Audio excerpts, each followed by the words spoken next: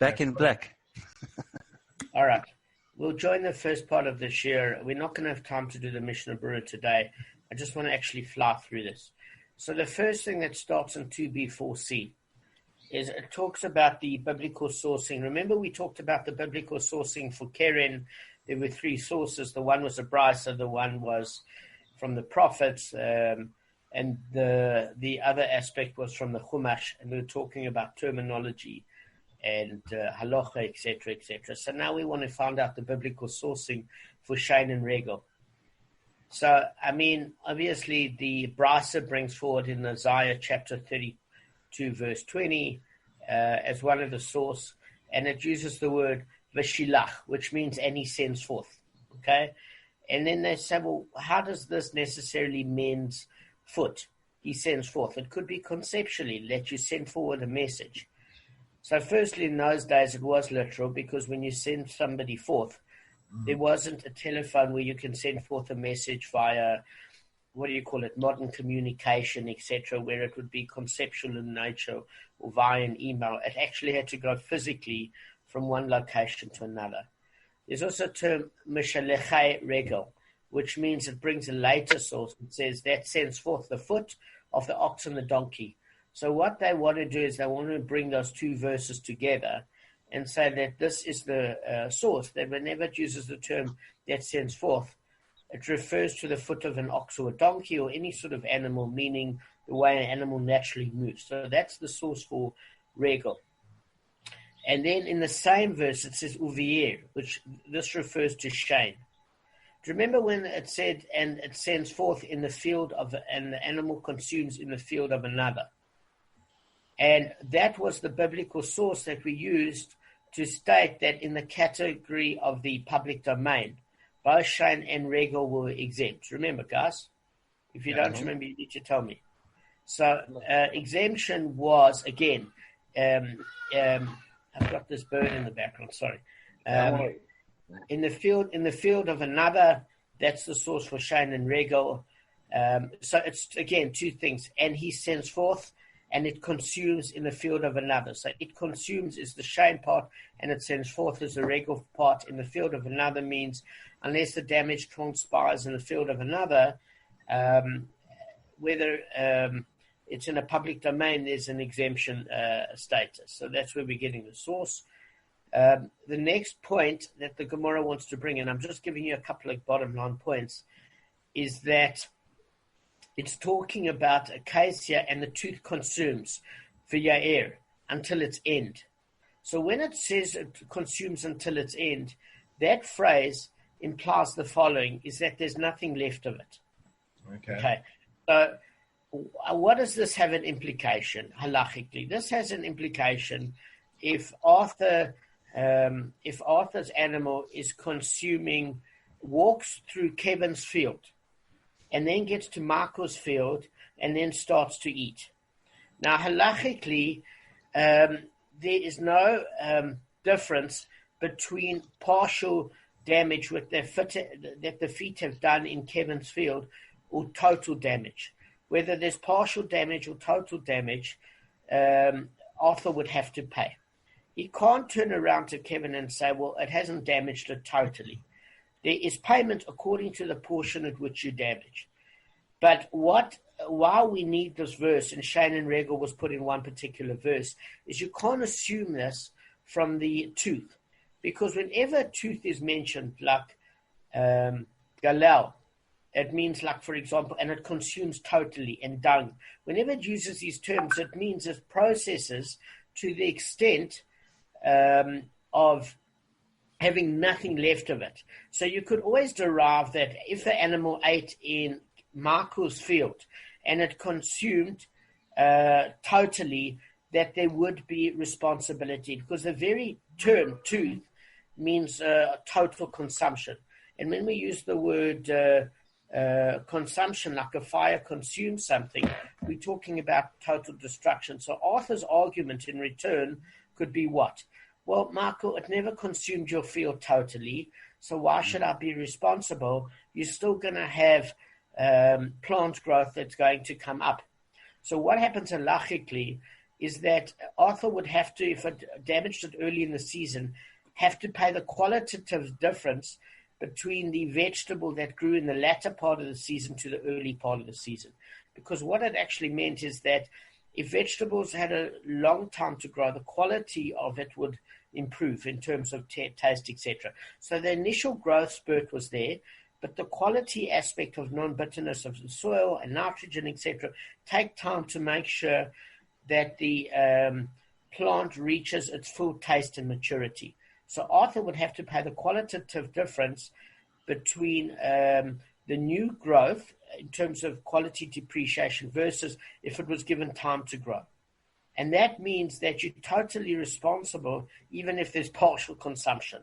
And how do we see this? Because the term for Shein and Regel is juxtaposed together. Where in Regel we learn that you're responsible whether it's partial or total destruction. And therefore we link it to being the same versus Shein, that even though the term tooth implies and it consumes, and the implication is galal, that there's dung, there's nothing left to process, that in fact we learn from Regel that even on partial consumption, that Arthur would still be responsible, because the Gemara always teaches the less novel case. So what do we learn from Regel with regards to Shein? So we learn that term any sense forth. So do you remember we learned that the argument that Arthur could have against Kevin would be as follows, is he could say, listen, I never led my animal to eat graze in your field. It's not my fault my animal went in of its own volition. Do you remember that part? So there's two parts that are addressed. The one is if Arthur would lead his animal physically to graze in Kevin's land. And the other one is if the animal went by its own volition in order to have physical gratification towards Michael's property, but end up first stomping in Kevin's property. So what we learn from Shein is that there's no halachic difference in payment whether he leads the animal to eat in the field of another, or whether the animal went on its own to eat in the field of another. And we can extrapolate that from Regel. And what that means in Regel is that whether or not Arthur led the animal there, both for Shein and Regel, or the animal went there of its own volition, Arthur would be fully responsible. So what the verses actually do, no pun intended, is they feed off each other. And they walk on each other to get the sourcing. Here's a pun. So I'm just giving this in my own words. I don't know if it's making sense, because I want to say for now by not reading it. And all the sources that I can give you, it brings verse after verse, and it consumes, and this is what it means, and it's all there. I'm just giving you a fly through. So basically, we're flying already through half the third daf. Okay. Now, let me just see. We flew through that. Okay.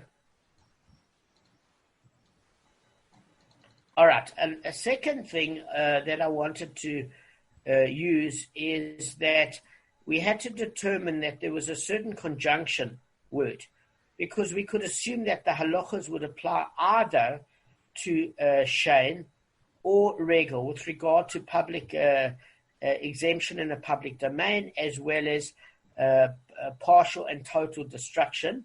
And in addition to that, areas where the author allows his sends forth the animal physically to partake in another field, or whether it went on its own volition. And what we're saying is here, the difficulty is we needed to find a conjunction word, because we didn't know if it referred to Shein or Regel. And the reason why we needed a conjunction word is in order to learn lessons from both one another, we needed that conjunction. Does that make sense? So, because otherwise, what would be the implication? Those laws would only apply to the one and maybe not the other. And then we can't derive lessons from one to the other. So what happens in 3A2 is it finds that special conjunction word. In other words, applying and not the case of either or. And the Gemara elaborates, it connotes Regel as it's written that sends forth the foot of the ox and the donkey. And it connotes Shane as well, as it is written, and the teeth of beast shall ascend against them. So when it mixes the term and the feet of beasts, and the teeth of beasts shall ascend against them, that's the conjunction statement. So what happens is it said in another verse, the teeth of beasts, and that would refer to Shane, shall ascend against them. And remember, Hashem uses the term and ascend forth to denote what? Regel, foot movement. So that is your conjunction word. I don't know if I'm making any sense to you guys. And this is found in Deuteronomy chapter 32, verse 24. So what they were trying to do is find a way that it wasn't interpreted, because they said it's not strong enough to derive halacha that the one verse goes into the other. You actually have to have a word that talks about sending forth, meaning rego, and it consumes, or the teeth of the beasts, etc., denoting shame. So they found that verse in Deuteronomy, and that's why we know for sure that there is a connection, and it's not random or interpreted. So that's how we ended in the halfway through the third daf. Now I'm just going to go to some of the finer points and then discuss what it is. So the next thing that the third daf discusses is what actually is the tordos, the subcategories of shame. So what is the main category, the av of shame? It means tooth, which means when the animal eats for its own gratification. Guys, do you remember what the subcategories are? They're two. I think there's an itch as well. Scratching, yeah. Exactly. Scratching. Exactly. Excellent. But Damon, but you could get confused with biting is a tolda of keren, eh? Okay, so right. Kevin brought up a great point. Because it's a tooth. Yeah, you see, that's what. But it is keren. It's not Shane. Yes. So that's exactly it. So what we learned last time is that you've got to determine the intent of the animal. It's not just the physical action. And I think most of us can determine that if there's a patch of delicious fruit or vegetables and the animal's consuming, that's not looking to injure or kill. It's merely physical gratification. The fact that the one is used with the teeth to bite and the one is to consume, they look like two physical different actions. As we said, a horse that kicks in temper or squats, etc., is very different to an animal that kicks as it walks naturally. This can be observed when you look at the animal. The reason why the Gemara cleared it up is so that you could have your understanding of what conceptually the categories contain. Okay? So exactly as you guys said, as I think Gavin said, is that to satisfy an itch and scratching, etc., that is a torda of shame, because again, the overlying concept is physical gratification, and the second one is soiling fruits or vegetables, meaning the animal wants to relieve itself, which is physical gratification. Part of it is obviously also rolling in the hay, and what that would do is give your jungle oats a nice horsey taste, so that would ruin that. So those two things would affect. Now what we want to discuss is what, guys, is the torda. What is the torda of regel? Guys, do you remember? Regel is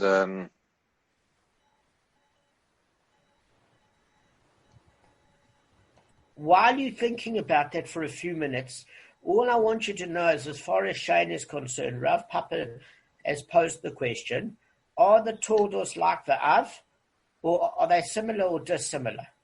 Because we want to know if the payments are as stringent or not as stringent. That's similar. And we can see that it's exactly the same. Because when you got the kicking... the kicking of the stones.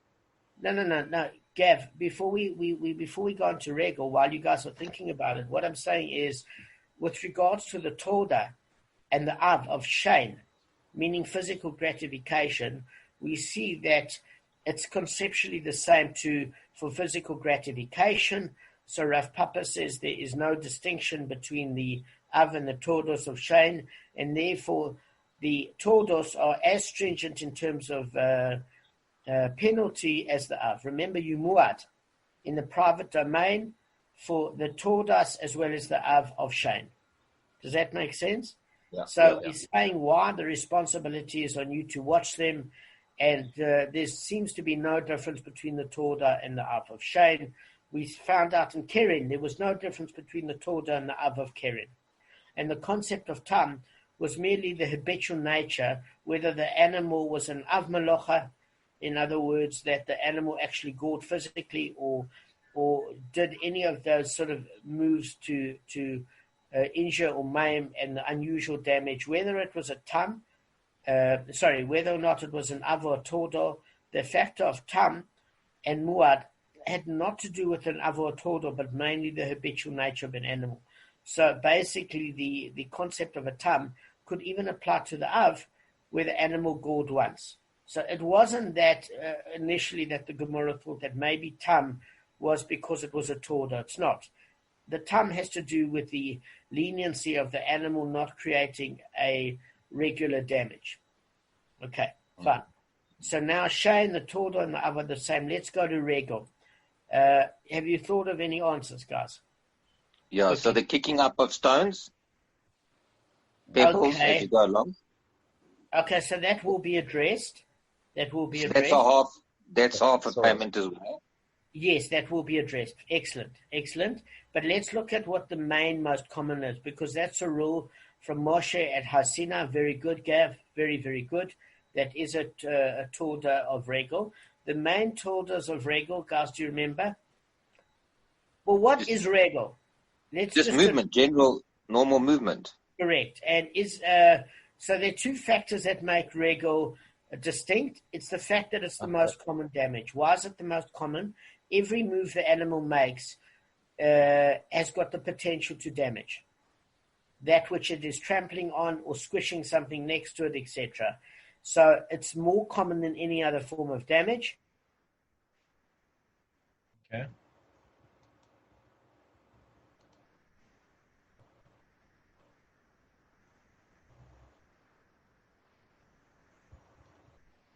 Okay, something happened now.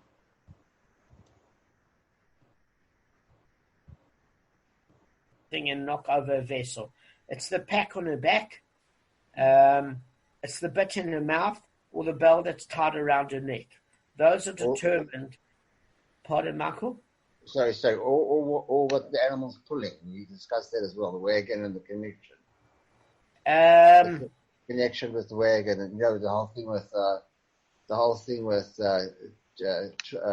truma and all that kind of stuff. With truma, the justification of truma. And so what I'm saying is that the wagon attached to the animal is also part of the extension of the animal, like the bell, like the reins, like the... Okay, so we haven't dealt with that. We are going to deal with latter chapters. So what we're dealing with now is just what's on the physical animal itself.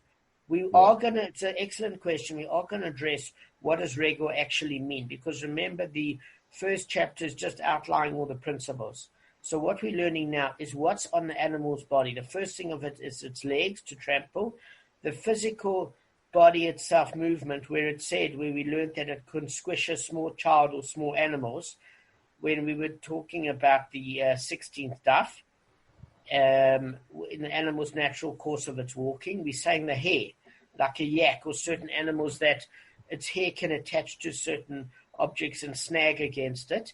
The bit in the animal's mouth, as well as the bell around her neck, can get caught in something, and the backpack, what she's using to carry. So right now we're just learning that the Tordas are what's on the animal's actual person, so to speak, as well as the animal's physical body.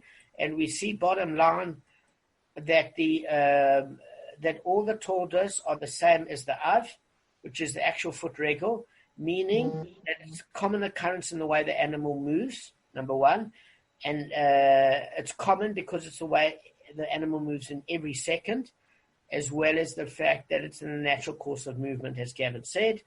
And the Tordas and the Av are identical, and therefore they're all muad from the onset. and there's no difference between the Torah and the Av. Okay, so now that we've addressed that, we're going on to the subject of pit, and we want to say that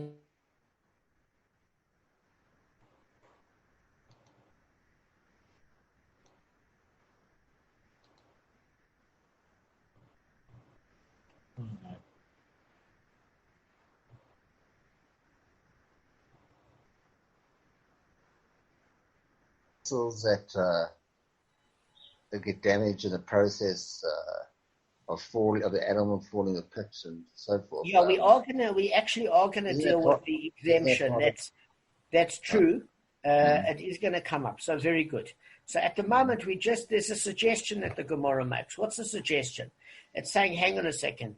The Av is a pit that's 10 tefach deep. 10 tefachim deep. And a 9 tefach pit is the Torah. So why is it bringing up this issue? Because we learned halachically that the definition of a pit is that if it's 10 tefach or more, it's a lethal pit. And anything that's 9 tefach or less is a pit that's prone to injury. Meaning that if an animal happens to die in an 8 tefach pit, you're not responsible for the death portion, financially only the injury portion. So the suggestion by the Gemara initially is maybe the 10 tefach pit is the Av and the 9 tefach pit is the Torah. So that's and then the Gemara basically says, well, that's not the case. It's true that there is the difference between the halacha of an injurious pit compared to a lethal pit, but the Torah source never specified the size of a pit in biblical case. Derisa. Yeah. And where is this derived from? Exodus Shmot chapter 21, verse 34. Okay? So that's what it wanted to discuss. And then in addition to that, we still have an objection here. Yeah. So we're saying, look, we still know about the halacha, so why can't it be the case? And then we say no. What we actually learn out is something different. And the reason why it can't be the case is because in that verse, it states that the carcass remained the property of the original owner. And the digger of the pit pays the difference between the value of the live animal and that of the carcass. So what is it talking about here? Is that even though even though in the what do you call it? In the Chumash source, it doesn't discuss the difference. The only time it discusses the difference is with regards to the rabbis that determined the payment differences. Okay, so in other words, this is what we address in 10b. These are some of the issues that we deal with, but it's not from a biblical sourcing point of view. So we're saying that can't be the case because we need to determine what the Torah is. So what is the Torah? Remember we said, guys, that a stone, a knife, or a burden left in the public thoroughfare is considered a Torah of pit. Do you remember that, guys? Yeah. A knife or stone. And why was that such a chidush? Is because we thought initially it was something that the person had to actually physically be part of the construction. In other words, he dug a hole. What we're learning here is if he didn't watch his article and he left something in the public domain, what is the significance of a pit? Is that it's prone to damage from inception and it's stationary. Okay. And therefore there's no difference between a pit and something left in the public domain because, again, it's stationary and it's prone to damage from inception. So so there's a bit of an objection to the case. What's the case? We're going on to 3b. If the owner made them owner, if the owner of that particular item, whether it is a pit or the Torah of pit, made them ownerless. Do you remember the case of Rav and Shmuel? What case? About an ownerless pit and an owned pit. Do you remember it, or you're not quite sure? Mm-hmm. No, I remember the ownerless pit in that. I don't remember the actual wording, but Okay, so what do you remember in terms of concept? if it's ownerless, then you're not responsible. You're not responsible according to whom? Do you remember any of it? No, that detail I can't give you. Okay, so basically the issue is with Rav and Shmuel. Okay. Now, okay. So if you don't remember, let me just go through it with you guys quickly. So they're discussing an issue of a pit and an ownerless pit. All right. So just remember, the Torah of pit is a stone, a knife, or burden. Now, if you want to look at the circumstances of the case, if the owner declared the items ownerless, then both according to Rav and Shmuel, this is classified as a standard case and subcategory of pit. So there's no problem there because the base. How do I put this? All right, nobody calls a pit something that they owned. I don't know if you understand what I'm saying, guys. What if it's in your property by default? No. What we're saying is that you are liable for a pit in the public domain because it's in the public place and it causes a hazard. You've got to go in 4 minutes, Michael. So what it's saying is that, do you remember, Shane and Regal, you're exempt in the public domain. Pit, you're obligated in the public domain because people are not expecting to encounter a pothole when you drive your car over it. So therefore, if you dig a pit, nobody turns around and says, that's my pit. I'm so proud of the hole that I've dug. Unless you're deranged. Nobody's proud of that big hole. But it's different if you lose a load. So we used the term Persian carpets. We said if your bakki's on the highway and a load of Persian carpets was not tied on top properly and it comes off, you don't want to declare a Persian rug at 10 grand a carpet ownerless. Why?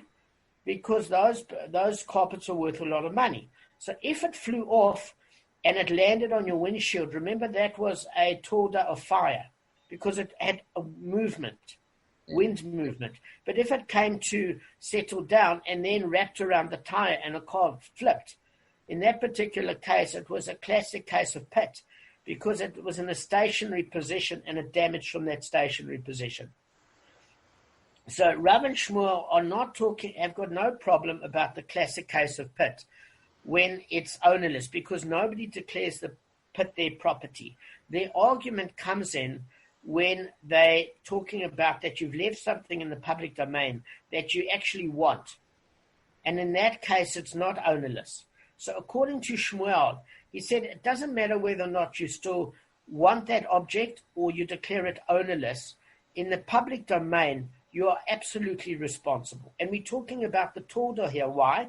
Because a torda could be not a classic case of pit, but anything that you left there that created, was prone to damage from inception, created damage from a stationary position. So in other words, if you left an article worth money and somebody got mangled in it because they didn't see it, that's something that you wouldn't want to get rid of ownership because that's valuable for you. So that's the only time it comes up, not for a classic case of pit, but for the torda, because that's something that hasn't been dug. It's something of your property that created the damage. It only resembles the pit in that it's stationary and it's prone to damage from inception in the public domain. So that's where the argument of Rav and Shmuel come up. So Shmuel said, listen, I don't care if you declare it ownerless or if you say it's still yours. You damaged in the public domain and you have to pay for it. Okay? Rav turned around and said there is a difference. If you declare it ownerless, even though it's a torda of pit, it's a classic case of pit and you're fully responsible. If you don't declare it ownerless, he wants to determine that it's not a classic case of pit, exactly. Why is it not a classic case of pit? Because he uses the common characteristic. What's the common characteristic? Just as we learn in Ox, it's your property. In other words, you don't want to relinquish it, and it created damage, and therefore you pay for it.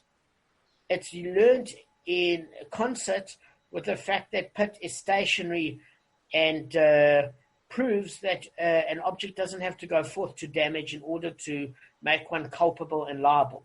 So he uses the concept of an ox, meaning it's your property, as well, and if it's your property and it does damage, you're responsible for payment, as well as the aspect of pit, that it's stationary and it created damage and it doesn't have to go forth and damage in order that you're liable. Does that make sense? So in his mind, it's not a classic case of pit. So that's the only distinction he made. But you still financially are responsible. Do you remember we started to learn about a case of using two different damages in unison to prove the common factor of responsibility? Okay. I don't know if you guys remember that. Mm-hmm.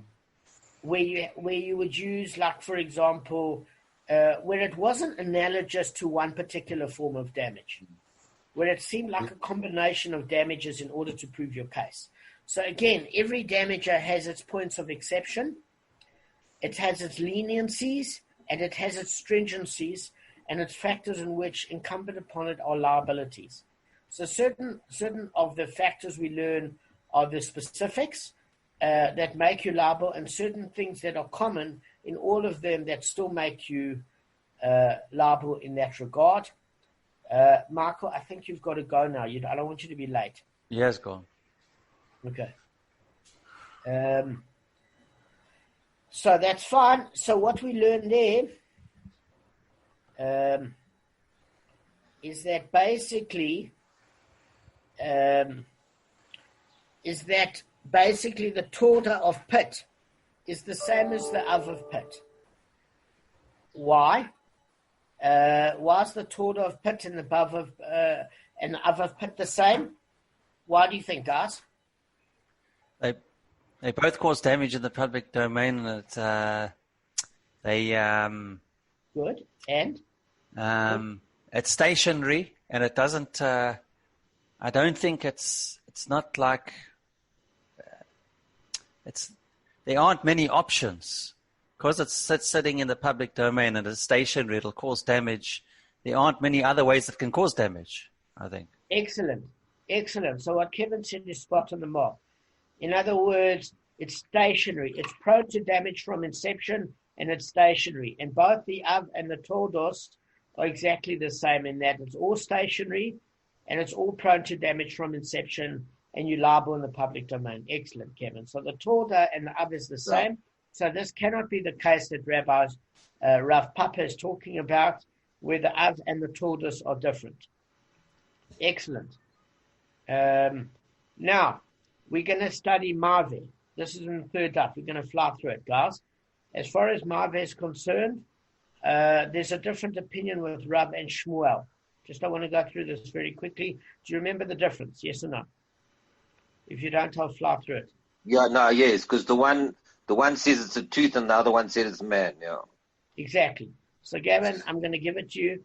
Rav basically determines Mave as mankind, and Shmuel as Shane is tooth. So we've already said that according to Rav Papa's question, we learned that the subcategories and the primary category of Shane is identical. So according to Shmuel, this cannot be the case that Rav Papa is talking about. If you want to hold like Shmuel that Mave is Shane, then in that particular case, Shmuel, this is not a problem where the torda and the av are different. If you want to hold according to Rav that Mave is man, what is the avos of man and what are the tordos?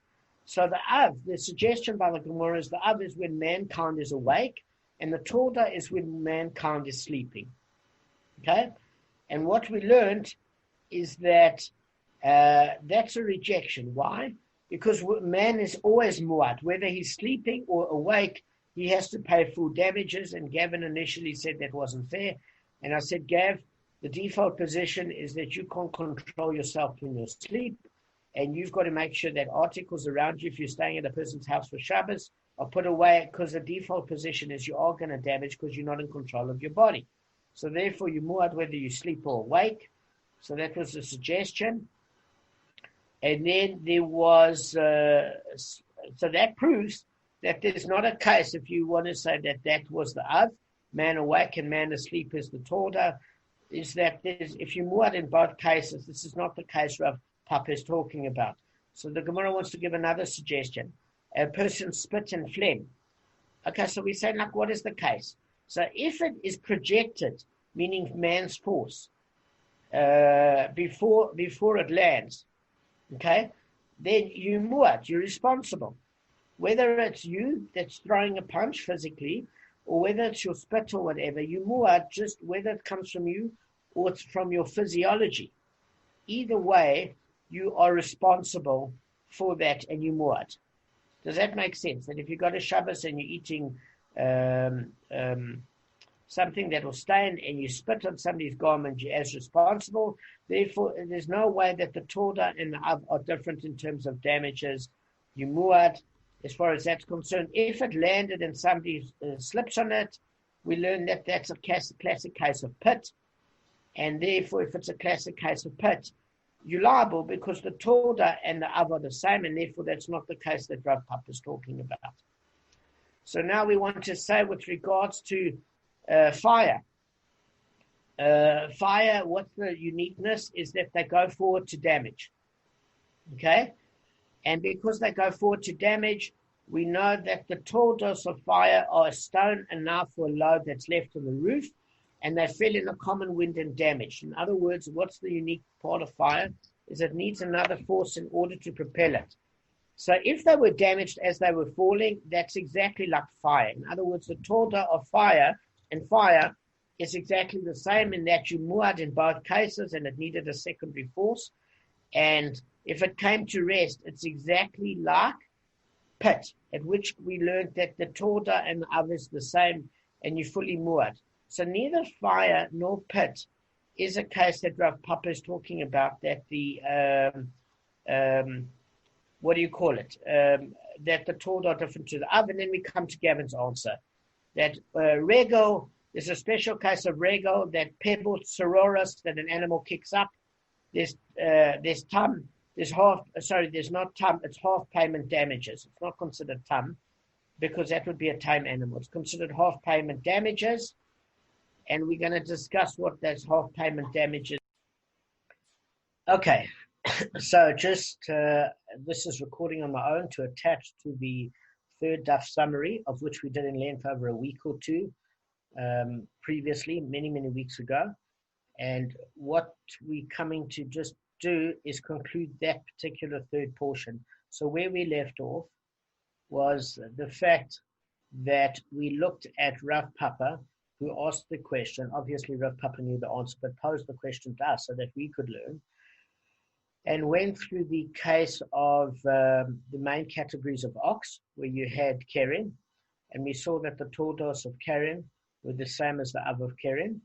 The tordos of Shane were the same as the Av of Shane, and the tordos of Regel were the same as the Av of Regel. We then come to the conclusion, and then we say, then what about fire? And then we see that the tordos of fire are the same as Av of fire, the tordos of pit are the same as the Av of pit.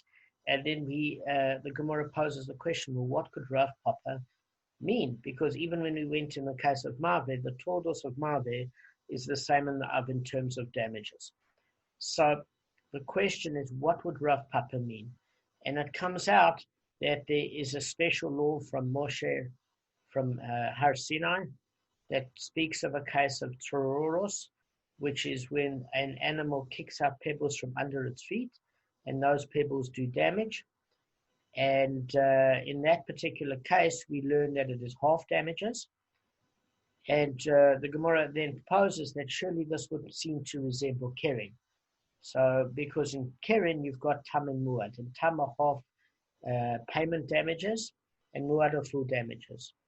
Whereas with Shane, Regel, Maveh, and Pit, we can see that it's full payment damages. So it comes out that just because for Tsororos it's half payment damages doesn't resemble Tam at all. In other words, Tam is half payment damages because the ox itself is tame and it is not gored more than 3 times, and therefore that leniency is on half payment, and also from the gufa of the animal. Whereas in the case of keren, it's labeled tsororos as keren, as it's the usual way that the animal walks or gallops, where the stones fling out from under its feet, and therefore the activity is conceptually more aligned to regel. And on that particular basis, what we learn is Rav asks a question, and the question is, he wasn't sure if the half damages regarding Tsoros is paid from choice property, or is it paid from the gufa of the animal. Rava was unsure of this. But to Rav Papa, it was clear that the damage must be paid from the choice property. So obviously, because it's paid from the choice property, this would resemble a payment of keren, because if an animal is moored from the outset, as all animals are, the tsororos is a special case of half payment, but it's still from choice property. And in that case, it still fits within regel much better. So the question Rava wants to know is what makes it specifically regel? And Rava comes to learn out is that what makes the half payment of tsororos a category of regel is it mimics regel in the fact that it is exempt in the public domain, like all of regel. And obviously Rav Papa agrees with that. The other point that we're going to come to is in this third daf is we want to know the dispute. We come back to the issue of Maveh, and Rav says Maveh refers to man, and Shmuel says Maveh refers to shame. So we want to know where each of them get it from. So Rav sees the source that's written, and that source that we see is actually in Isaiah chapter 21, verse 12. And it speaks metaphorically of the coming redemption of the Mashiach. And it says, God, the watchman, proclaims to the Jewish people, redemption, meaning mourning, approaches for the righteous, as does punishment night for the wicked. If you seek forgiveness, seek and repent. So it's talking about in the coming days of Mashiach. So when it uses the word, if you seek, seek, biayu. In this way, basically, Rav wants to say that it refers to the seeker, which is man. Why? Because man is a seeker, and he differs from the animals in the fact that an animal, when it seeks for food or physical gratification. But when a man seeks, he seeks using his intellect for the higher reality. So he can either look for spiritual endeavors, in other words, to seek what's true from falsehood, and to develop philosophies, etc. But man can also seek solutions in the physical world and laterally think. So, for example, examine biology, come up with certain medicines and cures, obviously with Hashem's help, and to be able to work out the physical world and extrapolate from that solutions to certain problems. The same with engineering, etc., etc. So Rav uses the term biyahu as when it says the watchman morning comes, and also night if you seek, seek, as the seeker being man. So that's where he says that man is referred to as Maveh. And Shmuel says Maveh refers to shame. So what is Shmuel's source for this? So Shmuel's source is in Avadia chapter 1, verse 6, and it speaks of the future destruction of the nation of Edom, and it basically said how Esav has been ransacked, his hidden things sought out, Nevi'u. So the Gemara asks, what indication is there that this verse is used to connect the word Maveh with shame? So Rav Yosef translated, because he was fluent in Aramaic to a level that most people are not, that Esav has been ransacked, his hidden things exposed. So what does it mean, his hidden things sought out, or his hidden things exposed? So what we're referring here to is a tooth. So Shmuel interprets Maveh as in reference to shame, which is a tooth, for animal's teeth are alternatively covered and exposed as it eats. Now, what we're doing is we're trying to see the reason behind the criticisms that Shmuel have on Rav, and Rav have on Shmuel with regards to their interpretation of this. So Shmuel would have a problem that Rav sees Maveh as man, because he says that the term biyahu is actually in the passive. And what do we mean in the passive? It means it means it causes something to be sought out. In other words, I'm seeking out silver and gold, but silver and gold isn't seeking out me. So if you're searching for something, or you something to be sought out, this is passive, meaning you are the one doing the searching, and you seeking out something that's sought after or sought out. So bo'er is the term that means seeker. It's the causative form, whereas in the actual verse, in Isaiah, it's talking about biyahu, which is that which is sought out. So according to Shmuel, Rav can't be talking about man here, or Maveh cannot be referring to man, because it's not man as the seeker. It's that which is sought out. And as far as Rav is concerned, what's his issue with Shmuel's interpretation of tooth? Is he said tooth is when a tooth is either exposed or covered, depending if the animal eats. But the problem is that the word that Shmuel wants to use is the action word, meaning the exposer. So somebody, for example, exposes a conspiracy. So if anything, that would imply man. It wouldn't imply something that is exposed. So both of them have issues with each other. And so the Mishnah says it doesn't exactly fit nive or boe, because it says the word maveh. So both in terms of wording and in terms of concept, it doesn't fit exactly. So they have issues with each other. And what is the actual issue? Well, what we see is, we know Rav refers to ox as a general term, a shor.